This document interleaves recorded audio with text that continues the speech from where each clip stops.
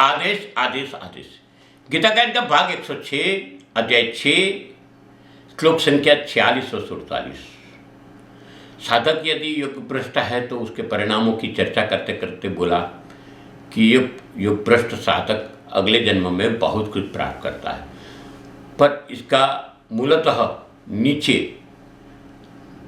और इसकी नींव अगले जन्म में डाली हुई होती है। 84 लाख योनि में से हम भाग्यवान है कि मनुष्य देह की प्राप्ति हुई है और सामाजिक तौर पे उत्तम और आध्यात्मिक तौर पे उत्तम, जहाँ पे भगवान कई भगवानों ने जन्म लिया, ऐसी भारतवर्ष की भूमि में जम्बू द्वीप पे भारतवर्ष से हमारा जन्म हुआ है। यह सृष्टि की हर पहलू को समझने वाले सृष्टि है। हम लोग तुलसी से लेके पेड़ पौधों की से नदी नाले की बात करते हैं, वहां तक कि सृष्टि में हर कण में भगवान की बात करते हैं। धरती माता कहते हैं, नदी माता कहते हैं, गौ माता, मातृदेवो भव पितृदेवो भव जैसी बात सिर्फ और सिर्फ भारतवर्ष में मुमकिन है। मैं मानता हूं कि पश्चिमी संस्कृति की ओर हमारी अंधी दौड़ जो हमारी संस्कृति को हानि पहुंचाती है, हम क्यों मनुष्य योनि में जन्मे, इसको कैसे सार्थक करना, ये जानना पड़ेगा।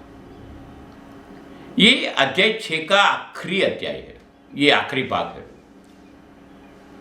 अगले हफ्ते से हम 7वें अध्याय में चले जाएंगे। जो कर्म कभी करते हैं वही अगले जन्म में हमें आगे बढ़ने में सहाय रूप होता है। वो बहुत भली भांति सिखाया गया। आगे अंत में क्या कहते हैं वो भी देखना पड़ेगा। तो 46वें श्लोक में कहते हैं, तपस्वी से योगी श्रेष्ठ है, शास्त्र ज्ञानी योग से भी योगी श्रेष्ठ माना जाता है और सकाम कर्म करने वाले की अपेक्षा भी योगी श्रेष्ठ है, इसलिए अर्जुन तो योगी बन। 47वें श्लोक में कहते हैं, सभी प्रकार के योगियों में से जो पूर्ण श्रद्धा सहित संपूर्ण रूप से मेरे आश्रित हुए अपने अंतःकरण में मुझको निरंतर स्मरण करता है, ऐसे योगी मेरे द्वारा परम योगी माना जाता है। शास्त्रों में बताया है कि पढ़े लिखे लोग या जिसके अंतरपटल खुल गए हैं वैसे लोग ज्ञानी समझना चाहिए। वो लोग ज्ञानी है। जो लोग शास्त्र का विवेचन करते हैं कि ज्ञान योग क्या है, कर्म योग क्या है, नवोढ़ा भक्ति क्या है, भक्ति योग क्या है इत्यादि लोगों को समझाते हैं। उसका उद्देश्य यही है कि सांसारिक भोग के अंदर ऐश्वर्य प्राप्ति कैसे हो जाती है, या तो भोग अपने जो भुगतते हैं माया में जीते हैं उसमें भी ऐश्वर्यता कैसे ला जाती है, उसको समझाते हैं। धन दौलत ये सब भौतिक सुखों की परवाह न करते हुए लक्ष्य परमात्मा की प्राप्ति की रास्ते चलते हैं या यत्न करता है, उस रास्ते पर जप तप ध्यान यज्ञ करता है, वैसे योगी को यहाँ उत्तम माना गया है। जो संसार से मुक्त होकर परमात्मा के रास्ते चलता है, सुख दुख जिससे रास्ते में बाधा नहीं डाल सकते, ऐसे योगी को श्रेष्ठ माना गया है। बड़े तपस्वी, शास्त्र के जानकार, कर्मकांडी से भी ऊपर जो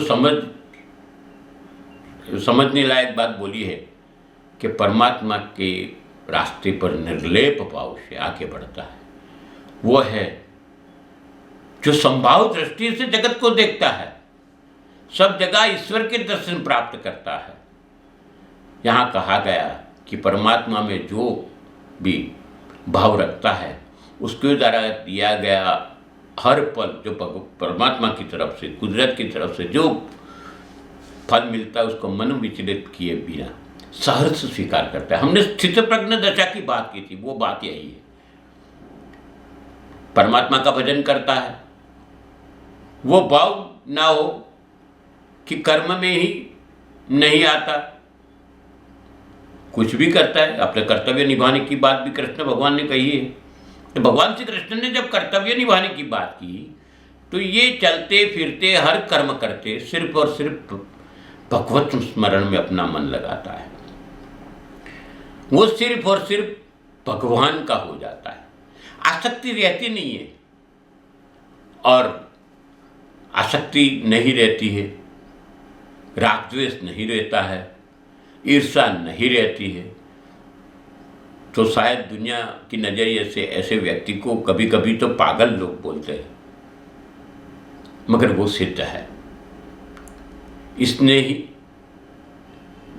कर्म योग, ज्ञान योग, सिद्ध योग इत्यादि सब वहां आ जाता है, इसमें ही आ जाता है। ऐसे भक्त को भगवान योग भ्रष्ट नहीं होने देते। भगवान श्री कृष्ण कहते हैं उनके अनुसार खुद परमात्मा ऐसे जो योगी है इनकी संभाल लेते हैं। कई उदाहरण है हमारे पास, शास्त्र में है, जो भक्तों की जीवन शैली में से हमें सीखना जरूरी है। अब सबने रंग अवधूत जी का नाम तो सुना होगा, और ये तो बहुत पुरानी बात भी नहीं है। तो रंग अवधूत जी के वहां प्रोग्राम था और महाप्रसादी का आयोजन था। कि कम पड़ा तो नर्मदा नदी के जल को अंदर डाल दिया, बोला कि माता जी के पानी भर लाओ, वो घी ही बन जाएगा, और नर्मदा मैया की कृपा से वो जगह पे घी ही बन जाए। और इसके बाद क्या हुआ, जब घी आया तब नदी में डाल दिया। ऐसे भक्ति की बात करते हैं। कई चमत्कार कई संतों का है। इस प्रकार ये सिद्ध हो जाता है कि जो भगवान के परमात्मा प्राप्ति के रास्ते पर चलता है ना, उसकी चिंता करने की जरूरत नहीं। उसकी शंकरदास से लेके देखो आप, नरसिंह मेहता, सराईदास, रविदास, कई लोगों की बात कर सकते हैं हम।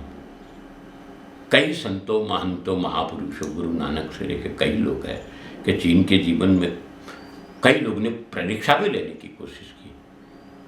तुलसीदास जी की बात कर ले तो हम देखते हैं, मगर उसमें से इनको रास्ता मिल जाता है। और यही सच्चाई है, क्योंकि वहां आप परमात्मा के राह पे चलते हो तो परमात्मा खुद ब खुद इनकी रक्षा करते, कुदरत रक्षा करती है। इस प्रकार उपनिषद के ब्रह्म विद्या तथा योग शास्त्र स्वरूप श्रीमद् भागवत गीता के श्री कृष्ण अर्जुन संवाद में ज्ञान योग नामक ये छठा अध्याय श्री कृष्ण के चरणारविंद में समर्पित करता है। अगले हफ्ते 107वां भाग होगा, तो अब अध्याय भी 7वां चालू हो जाएंगे, इसमें आगे बढ़ेंगे, जिसका नाम है ज्ञान विज्ञान योग।